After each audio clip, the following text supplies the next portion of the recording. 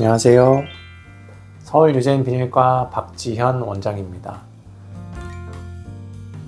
곤지름을 치료하는 방법은 크게 세 가지가 있습니다.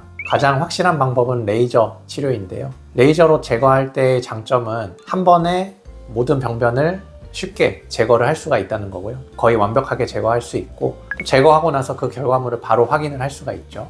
물론 이제 국소 마취를 해야 된다는 단점은 있지만 심하게 아픈 정도는 아니고, 그렇게 제거를 했을 때 깨끗하게 제거가 되고 또 이후에 재발률도 많이 떨어진다는 보고가 있습니다. 두 번째 치료로 냉동 치료가 있습니다.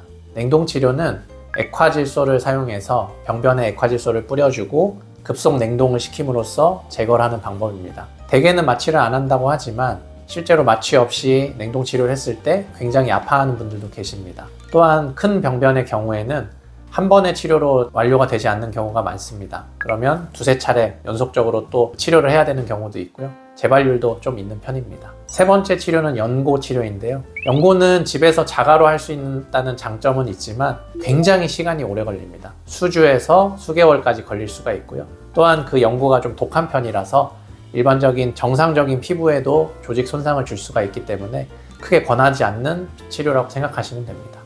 레이저로 제거하는 치료가 가장 확실한 방법이긴 하지만, 그렇게 레이저로 병변을 완전히 없앤 이후에도 남아있는 피부에는 소량의 바이러스는 남아있을 수가 있습니다. 그러다 보니까 시간이 지나면서 간혹 사마귀가 재발하는 경우도 있어요. 그래서 저희는 치료 후에 한 3개월 정도 간격을 두고 몇 번 정도 더 오셔서 제가 재발 확인 검사를 좀 해드리고 있고요.